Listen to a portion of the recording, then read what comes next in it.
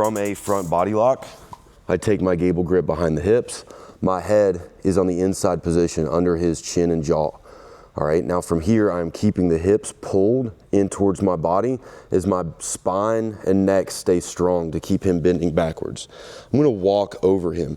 Sometimes I might have to walk between the legs. It's gonna depend on where his feet are as we move. I'm not gonna overthink this part. I just wanna be strong down there. But I'm driving forward. I'm gonna take him to his tipping point, and now I continue pulling the hips up as I lean further into it. I'm gonna go ahead and use this pad for today just to save max and my wrists.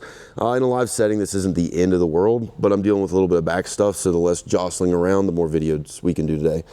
So I'm driving through, and we go down to the floor. A lot of places I might wind up. We'll talk about that here in just a second. But the two main places, sometimes three, that I'm looking for are to either climb over the legs to force a half guard, or to move my hips away from my head and move towards a side control position.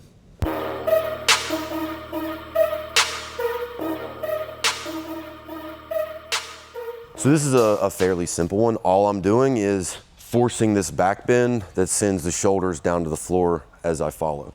The main things that we want to be thinking about are our leverage and how we're using our grips. So I don't want to be up too high. We talked about this a little bit when we were going over our pummeling and our getting into the body lock video.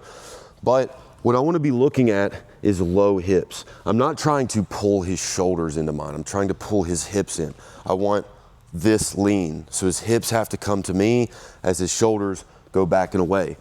So I'm low in here. I'm strong body through my shoulder and chest near his body, and I'm keeping my head in the inside position. Even if I have a body lock, if I allow his head to go and take inside position, this is terrible. And now he has this lever in this post that he can use to push his hips out and away from me. And now I'm all elongated, my body lock's falling apart. Even if my hands are somehow like still together, there's a good chance I'm getting taken for a ride from here. So this isn't a great place to be.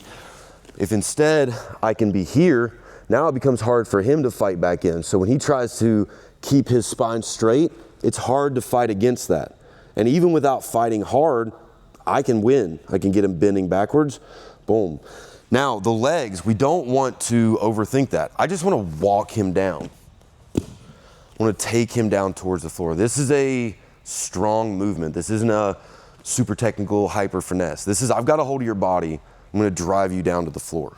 And I'm gonna do it by bending your back all the way down there. Once we get to the floor, I think they've got the idea on the takedown. Let's go ahead and start down here. Let's go legs this way so that they can see. So once I'm down here, okay, one thing I wanna be thinking of, and this kind of goes the same for the double legs, just to keep in mind of anytime they're down in this situation, I'm kind of over top. I want to make sure that I'm staying over the knees. So if my body lock gets loose, or if my double leg gets loose, if we're fighting in this kind of position from a double leg, and I let them pull this way real quick, instead of me being over the knees here, I let them pull their knees through. I'm now dealing with pushing surfaces that he can use as a guard. So whether it's body lock or double leg, sit up for me, I want to stay over those legs, not allowing him to put those pushing surfaces, the knee, shin, foot, on the front side of my body.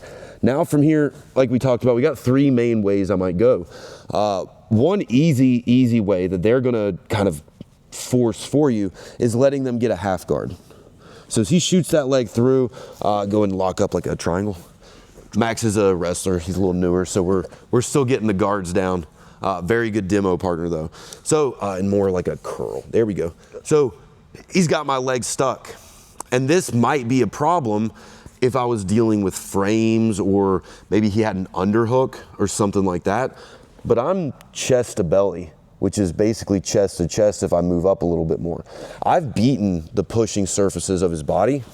And now as I move up, I can get to chest connections where I start to make his life miserable and pass through to the mount, could tripod up. A lot of ways I can go with it. No ways that are really fun for him, which is what I'm aiming for. So half guard's a really good option. Another, body lock for me, is climbing over the legs. If I feel like his legs are kind of outstretched and maybe his knees are closer together, I can climb over, maybe even gather the legs and lace them up here. This will kind of glue me lower, so I will have to release this before I could move up chest to chest for a full mount.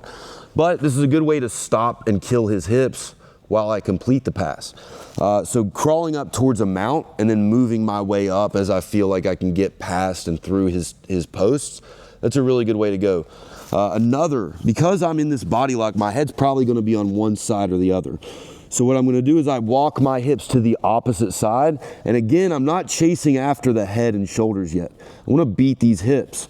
So I'm gonna jam my bottom knee through and under that knee, trying to connect knee and elbow here. Now, even though I'm low and I haven't gotten chest to chest and I haven't gotten close to his shoulders and head yet, when Max goes to try to move around, go ahead. He's not able to open his knees. And so all of his movement starts to take his post away from me, overextend him in one direction or the other, and sometimes even turn his back towards me. So we're gonna have either easy moves up to the side control or the mount, or by killing the hips first, we're gonna force him to move around in a way that exposes a better position instead.